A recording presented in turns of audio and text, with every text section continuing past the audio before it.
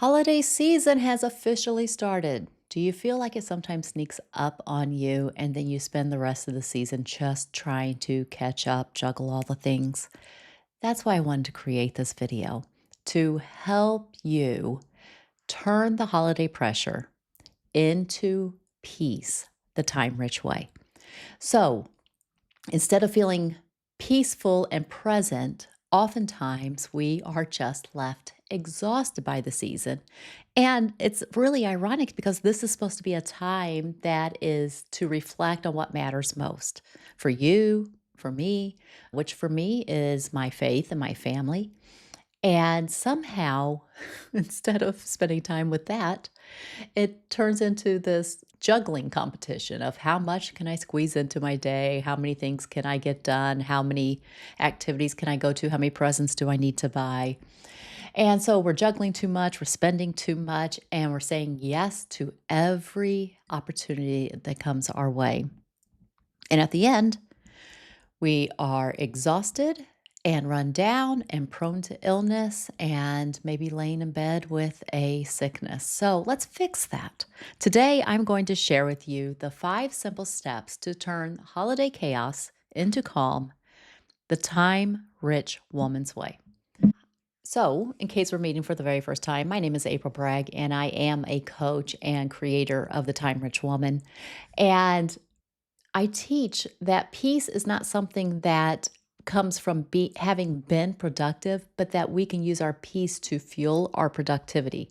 As in, the highest productivity is going to come from us being peaceful about what it is that we're truly desiring in life. And the holiday season is one of the very best times to practice that. So, I have got a cup of coffee. I hope this is a cozy, encouraging, helpful video for you, and that anytime during this season or any holiday season that you start feeling overwhelmed, that you'll sit down, fix yourself a hot drink, and listen to these 5 tips and see which one would help you get away from the pressure and come back into peace. Let's talk about how to stay calm when it feels like everybody around us is just going faster and faster. All right, step number 1. I call this the raise your standards, as in stop trying to do all the things and start focusing on doing just the better things, the fewer but better, the ones that you're very excited about, or the ones that your kids are very excited about. The better holiday treats, the better events, the better gifts, the better traditions. When we raise our standards, we will automatically lower our stress because when we raise our standards and say, I want fewer but better, then our brain is not operating under the fear of missing out cycle of, oh, I'll never see this holiday cookie again. No, no, no. It comes around every single year, but is it even your favorite? If it's your favorite, have one. Maybe have two. But if it's just available laying on the plate, don't let your brain trick you into saying, "Oh, you never get it. This is the time of year that you get it." No, we get so much. We do not have so much this time of year a problem of scarcity nearly as much as our brain thinks. We really have a problem of too much abundance. And if we tried to do all the things, eat all the things, buy all the things, come January, we are going to be in a miserable state. So let's break the cycle now. Okay. So think of it as raise your standards. Okay. Step number 2, ask better questions. So I'm going to show you how to raise your standards. So my life changed when I stopped asking this one question and learned how to ask better questions. Here's the question: how do we fit it all in? I literally thought that was the point. How do we get more efficient, plan further ahead so that we can fit it all in? How do we show up at all the activities that we're ever invited to? How do we do all the holiday traditions that I've ever heard of? More is better, and more is just more. It's just more exhausting. And so I switched it and I started asking these questions. If we only did one tradition, what would it be? If, Here's a question to ask your kids. If you only got one gift, what do you want?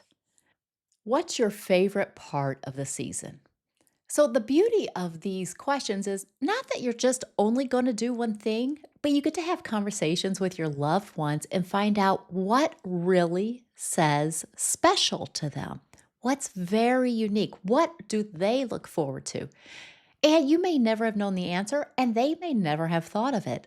It's so much fun to discover what is really meaningful to the people in your life. So I would just encourage you, take the time to ask the better questions. And then step number 3, plan with purpose. As in, you just asked everyone, what does the holiday mean to you?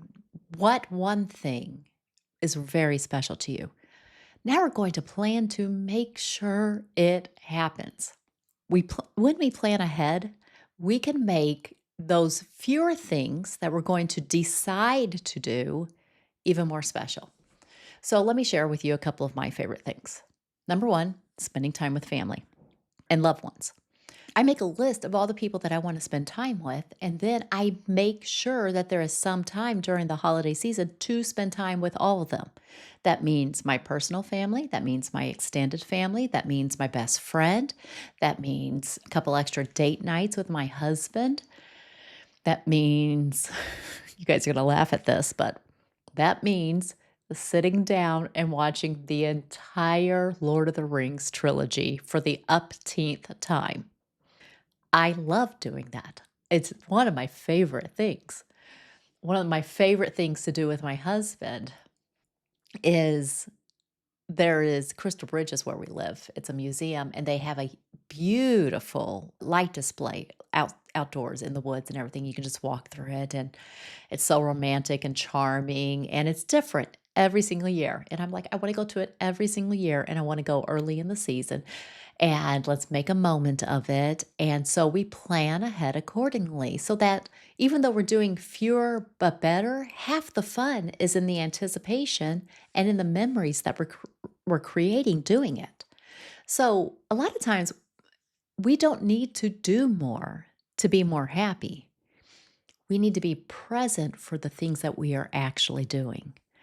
And to be present, we ironically have to slow down the moment and notice it and make sure that our brain is noticing it. Make sure we're not running in that efficiency mode that has us just checking the boxes, but that we're slowing down and we're looking around and we're seeing the smiles on people's faces and we're seeing the way that they're dressed up for the holiday season and we're enjoying the laughter and, yeah, the beauty of the season. And we're making memories that mean so much. So, step number 1, raise your standards. Step number 2, ask better questions. Step number 3, plan with purpose. When we plan ahead, for example, I made sure, what do I want this holiday season? I want to see my daughter who lives several states away. So we planned ahead. We've already bought plane tickets. We've got the days booked. She's only going to be here for a few days, so I want to make sure my schedule and my business schedule is cleared out so I can have all of that time. Planning ahead makes the season feel more spacious. Step number 4. For all of this to work, you need to simplify your healthy habits because there's so much temptation. There's so much coming and going, and it gets easy to neglect our sleep, neglect our water, eat too much sugar. So just make it easier to stay healthy. Here's some things that I do. I keep the pantry stocked with healthy soups because that's just easy to warm up and to serve. Buy a fruit or veggie platter if you're going to a party. Oh, one of my favorite things, simple charcuterie boards. One of my really favorite things is having my husband make the charcuterie board because he loves making them and he's so much more interesting in them and and so much more fun. But find out, how can we keep healthy a part of the season? You've got to hear me. I am not saying do not indulge in your favorite things. I'm saying Make sure you're taking care of your health. Make sure you're getting the sleep. Make sure that you've got self care routines that you don't neglect because taking care of yourself is is part of taking care of others. If you're sick, you can't take care of anybody else. And one of my favorite things is have a bedtime routine that you actually adore getting into, and it just sets your mind to sleep easier. So I have a certain bedtime routine that just starts signaling to my brain it's time to shut it down. It used to be that as I went through my bedtime routine and I washed my face with, a very nice soap and, just did all the things, then I was like so relaxed. And then I get in bed and then my husband would start reading me headlines that would start stressing me out. And I finally was like, we got to stop. This does not work. Nothing serious once we're in bed. Maybe something funny, but not serious because he would just read it and move on. My mind is still working 90 minutes to nothing, trying to figure out how to solve the world's problems while I'm trying to fall asleep. Pay attention because your energy is so important. You need to protect your energy. And then step number 5 is take great pleasure in all of your yeses and all of your nos. Really own them. So, peace isn't going to come from saying yes to everything. It comes from knowing that the yeses you said yes to were chosen with intention. You love your yeses and you love your nos. Every yes is also a no to something else. But every no is also a yes to something else. So when I say no to too much, I am making space, margin for more, slower pace, better health, longer enjoyment on the things that I do say yes to. And you get to decide what that mix is for you, but really have your back on this. Don't let yourself be bullied into saying yes to something that you would rather say no to. And it really helps to decide these ahead of time. So if somebody is last minute throwing something at you, I encourage you, if you just struggle with your yeses and nos, just tell them, I'm going to need a moment to think about that. May I call you back, text you back, whatever. Oh, by the way, I have a 60-second decision filter that will help make this easier. So you'll be very confident in your yeses and nos. It's very simple, just 3 questions. But if you'd like that, make sure you go into the description and click on the link.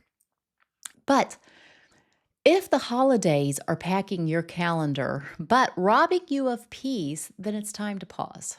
And I encourage you to pause right now and just work yourself through the 5 steps. Number 1, raise your standards. Number 2, ask better questions. Instead of how do I fit it all in, what matters most to us? Step 3, plan with purpose and give yourself plenty of margin to enjoy each thing. Number 4, simplify healthy. Make healthy easier. And the number 5, take great pleasure in your yeses and your nos. Do not feel guilty for saying no. Do not feel regret. Do not feel pressured to say yes. Know what you want to say yes and no to. Own that. And then when somebody says, oh, but come on, it won't be any fun without you, then smile and say, you're going to have to figure it out without me. You don't have to sign up for everything. It's the greatest compliment in the world, honestly, when somebody says, we're going to miss you. Because what's the other option? Them saying, oh, glad she's not coming. All right. I hope that this has helped. So, again, if you struggle making those decisions confidently, then grab the 60-second decision filter to help you say yes and no with peace, not guilt. And also, make sure as you enter into the holiday season that you pause and ask these questions, go through these steps so that you will finish the holiday season and you will be able to reflect back and say, yes, that is how I wanted to spend it. I enjoyed it so much. I gave time and attention to what matters most. And I'm thankful about that. Like I said, for me, The holiday season is about spending time with family and reflecting on my faith. And I love that when we remind ourselves of what's really most important to us, automatically we see, oh my goodness, we are just bombarded with an abundance of things that can truly, if we're not watchful, if we're not careful, if we're not intentional, it can crowd it out. So I hope you approach your holiday season the time rich woman's way, and I hope that you derive much better pleasure from it. And also, in the comments below, I would love to hear, what is your favorite holiday tradition? I'll tell you mine. It was, it still is if the kids are around, going out every season and everybody picking out an ornament that somehow symbolized the last year. So that means that there was a lot of, like, Disney or superhero ornaments for a while. But every single one of those ornaments that my kids have represents a memory to them, reminds them of a year, reminds them of an old hobby. And there's just so many memories wrapped up in that. And my thought was, if we do this, then when they go out into their own and they have their own Christmas tree, then they'll also already have a collection of ornaments to remind them of the happy times growing up. So that was our holiday tradition. I can't wait to see or to hear what yours is. Make sure you put it in the comments. All right, that's all I have for you this week. I will talk to you next week. Bye bye.